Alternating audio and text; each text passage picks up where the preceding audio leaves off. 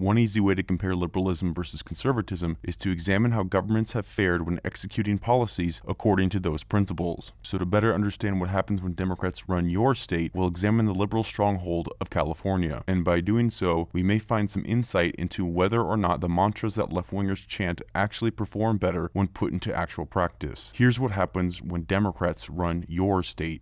The new state report says about 110,000 Californians moved out of the state last year. As KCRA 3 Sharikina Shams reports, the numbers tell a story about jobs and the economy. Its population grew at more than double the national average until 1990. Then something changed. Last decade, 2 million more Americans moved out of California than moved in. A new state report says more people left California last year than the number who came in, a net loss of about 14,000 people. Between 2001 and 2009, almost 650 Californians migrated to states like Oregon, Arizona, Texas, Nevada. Your special reports have looked at businesses, but what about just population numbers? California has always been seen as a magnet, people moving here from other states. Is that still happening? Actually, the opposite is now true, where California has net exported close to 100,000 people. Most of them moved in, according to the latest census figures. The prime destination is Texas. It may be a state of stunning beauty and wonderful weather, but people are still leaving California in droves. Some 3.5 million residents deserting this state in the last 30 years. But why are people fleeing California? There are several reasons. The first being that liberal control means a big, over-regulating government. California will probably go broke. California is broke. It's not only broke, it's broken. Liberals broke it. Nobody can argue, no one with a shred of commitment to honesty can argue conservatives broke California. Liberal policies in a state where they can do whatever they want have broken the golden state, the state people went to get rich. You now go there to get poor. You leave to get rich. It's California arrogance, right? It's what draws people to California in the first place, is this sense that nothing is really real here, and that's okay. I'll just close by saying this. Typical of the California attitude is, I got into a brief debate with a woman who was a Democratic local council person in Irvine, California. And she was saying, well, because we got in the middle of this, she said, if Republicans are really so great, how come California's doing so well? California is the 7th biggest economy in the world, and it's run by Democrats. And I said, it is the 7th biggest economy in the world. And before the Democrats got a hold of it was the 5th biggest economy in the world. and it takes a while to bleed out that much prosperity, but they're doing it. Everybody's leaving. Boeing left Washington for the same kind of reasons. We are the poorest state in the nation. By any reasonable accounting of assets and liabilities, California is the poorest state in the union. Debt is unbelievable. And nobody wants to look at the red ink on the spreadsheet. All they do is look at the black ink.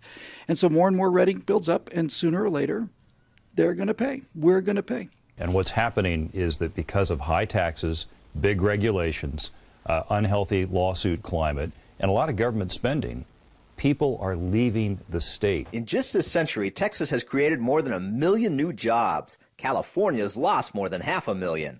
From 2004 to 2010, 680,000 people moved from other states to Texas, a whopping 185,000 of them California. Meanwhile, many California companies are thinning their ranks. Chevron is moving 800 jobs from their Bay Area headquarters to Texas. Waste Connections shifted more than 100 jobs to Texas from Folsom, and other California firms are also on the move. While the Golden State taxes and regulates companies near to death. For example, the average small business in California is hit for about $134,000 per year in compliance costs to comply with the regulations in the state of California. Dozens of companies are considering packing up and leaving. Dozens already have. Even as we've been here in California for a couple of days, we've heard about more businesses pulling up stakes right now. The legislature passes, on average, around 900 bills a year. Laws. Here you go, Governor. 3 a day, or even 4 a day when they're in session. And the kind of laws that they're passing in California, they're saying you can't, as a parent, hire a psychiatrist to try to make your kid not gay. I mean, it's that level of crazy specificity, increasing the penalties, the fines for throwing citrus onto a minor league baseball field. Seriously, that was a law passed a couple. I mean, when the City Council of San Francisco proposes to ban goldfish, you know you have an intrusive situation. You know, the fact of the matter is that people have too much space in their houses, and we could just share our space with other family members. We would reduce our housing needs right there. And I think the number of housing units needed is a lot less than people think, because the old standard for housing is basically circa 1980, when people all lived in their own independent apartments or independent housing units. There was no doubling up at that time. And that's probably never going to be seen again in America. We're always going to be, well, you know, we have assimilation going on in LA right now. You know, assimilation is a two-way street. And so we're all living to live like Asians with multi-generational families. That's the American way now. In Texas. Texas is just a wonderful state. It's a wonderful state. I mean, we went to a little town in the middle of nowhere, and we were talking with some of the people there, and they were talking about how they were basically just able to build their houses without any state permitting, without any local permitting. They just go out and build a house. Like, that's America, man. I mean, that's awesome. In California, you have to get a permit to retile your bathroom. I mean, legitimately, you have to get a permit to retile your bathroom. In my house. A good example is if you want to build a strip mall. It takes, just to get permission to break ground and start construction, it takes 4 to 5 months on average in Texas. It takes 4 to 5 years on average in California. And that's one of the things that helps drive up the cost of housing and business complexes and factories in California.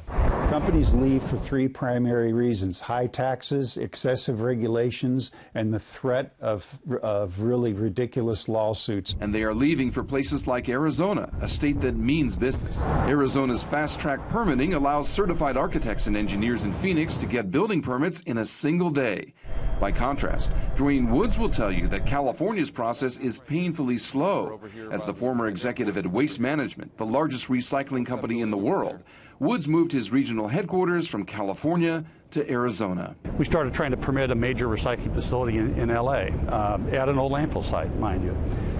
That site is still not permitted to this day. How long has that taken? Over 10 years. And after a decade, there is still no facility in California. Yet it took just 2 years to build the same plant in Arizona. If you took a whiteboard and said, how can we make it difficult?